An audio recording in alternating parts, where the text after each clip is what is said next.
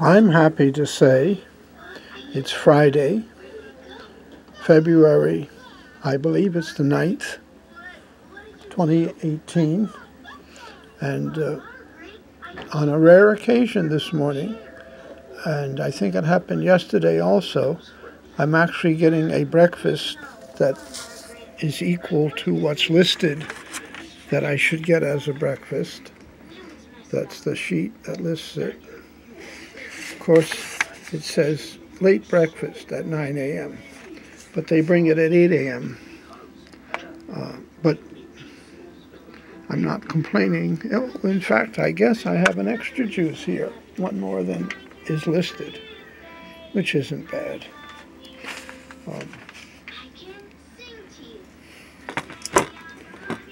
So now I've taken the video. I'll do it again. This is the videotape. I have the still pictures of my breakfast, of the things supplied to me, and they do not meet my religious diet at all, and I'm not certain how to get a breakfast here that would meet my religious diet. I have ideas, but rather than trying to do 8 things at once, which seems to be going on in this nursing home, I prefer to break things down to individual tasks and do each of them. It's about 10:30, between 10:20 and 10:30. This television that records Channel 13, the program that's on, has a way for me to verify the time, so you can hear it's this Tiger, whatever his name is. I hope it doesn't interrupt with this recording, and I'm taking documentation of what's going on, and anyone who would say my table needs to be straightened out, that's true, but that takes time and a little bit of ability to organize and think it through and do it. And sometimes when you're sick and you're in a nursing home, you don't have the ability to do those things. And if it becomes something they demand that you do and they show up in 2 seconds and you have to do it, especially if you're not feeling well, and I haven't felt well for the last 2 weeks, I've had to fight and struggle and strive with the doctors and the nurses to get attention. And when they did come and examine me, I was already beginning to heal, so they may not have found the same symptoms they would have found 2 days before if they would have come and examined me, but they did not do that. They're not probably capable of doing it. And I suppose if I hadn't fallen in the bathroom, they wouldn't have done anything. But I don't know if that's true, but it did seem that my falling asleep on the toilet or fainting or whatever happened that caused me to be on the floor and think I was still sitting on the toilet, that was a problem. And of course I wasn't able to pull the call bell for help because they had it tied up in such a way that you couldn't use it. Unless you were sitting on the toilet itself, you could pull the switch. But if you were laying on the floor, you couldn't reach it, and you could reach the cord, but the cord was tied up in such a way so that it defeated the purpose of having a call bell. And that was that way for I don't know how long. I didn't know it was that way until I needed it, and then it wasn't usable. And this is one of the many things going on here that have been going on here that I've observed and that I've tried of late to take some documentation of it. These are things that give me reason to consider, to pause, to wonder if I'm getting poor care instead of good care. And other issues like the fact that they bring me different medication instead of the same medication every morning. Sometimes there's an extra pill that doesn't belong to me, or there isn't a pill that is listed as should be there. And of course I don't see the list, but it seems to me that it's the same thing, that everybody has a lot to do, a little more to do than there's time to accomplish it. So they rush and they make mistakes, and then that complicates things worse. And that seems to be the prevailing procedure in St. Joseph's Nursing Home in Yonkers, New York, for the last months that I've been here. And it seems to be that their way to solve the problem is to create more work for less persons, rather than to make a systematic understanding of what's going on, see what's going on, and perhaps hire one more nurse for the entire nursing home who is actually going to do care rather than just supervise. You know, there's all these supervising nurses, and maybe each of them should have one patient a day that they deal with as a nurse, which might lower the burden of the other nurses. That may not be the problem, but it seems like it is. The CNAs are very, you can be very appreciative of them because they seem to be very motivated to do their jobs well. But if they have to take care of 8 patients and there's only enough time in a day to take care of 7, then they either have to give less care to each patient in a rush, or they have to, you can't do it. So it may be that they need 2 additional CNNs in the building, and instead of having 2 on a floor or 3 on a floor, however they have it, maybe they need to have 3 1/3 on the floor, or maybe they need to have, you know, each floor needs a patient has going to be taken care of by and then there's all sort of administrative and systematic issues, whether it can be accomplished, how to do it. But the problems here come down to poor management and poor administration, and perhaps they're also all overworked and underpaid in their opinions, maybe not. But it's a systematic problem. And I shouldn't be the one who is punished or mistreated or abused because of it. But that's what's happening to me and to others. And it's pervasive. You go to the social workers to file grievances, and when you go to them, when I've gone to them to file grievances, they've told me that they're too busy and I should come back. Sometimes even without knowing why I'm there. And simple things that need to be done, faxing something to somebody for medical reasons or for legal reasons, you get round robin. You go to the nurse and they say, well, the fax doesn't work here. You got to go to this social worker, or you need to anyway. You go to the social worker, and then they say, well, you need to go to the nurse. And so this is disconcerting.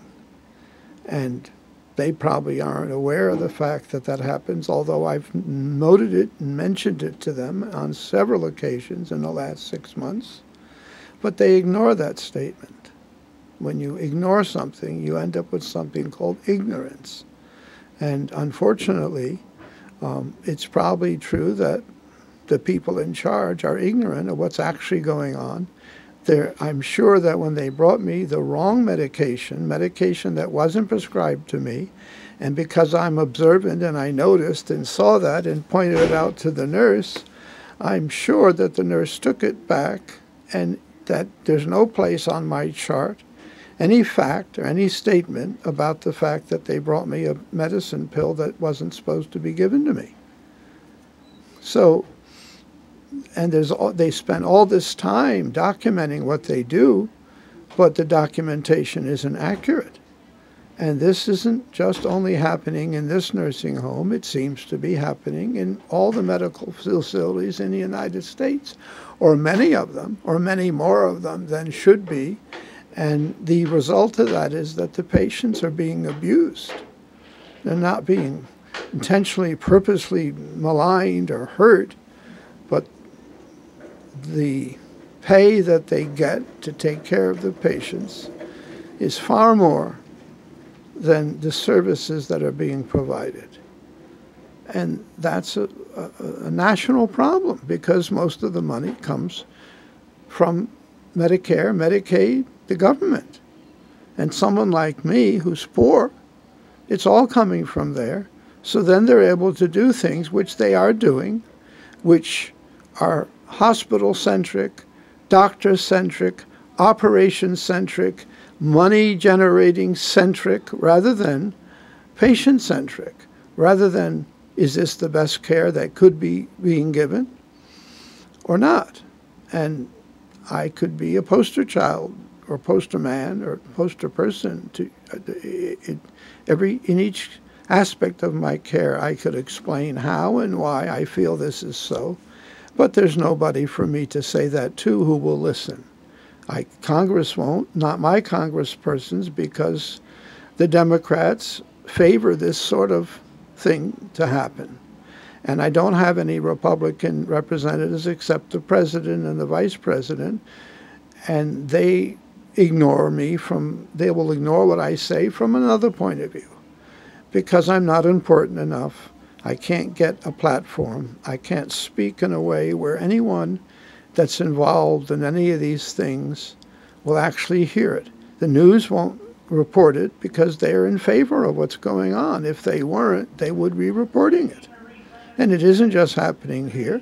They'll make a specific story about a specific person and they solve the problem for them, while that same problem is going on all over the country, and one person is getting it solved and the rest of us are not having it solved for us.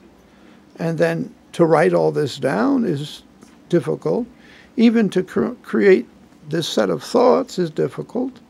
So, especially if you're sick in a hospital, and I'm in better shape than most persons here, and I seem to have the ability to see things and to understand them and to ruminate on them and to come up with some conclusions.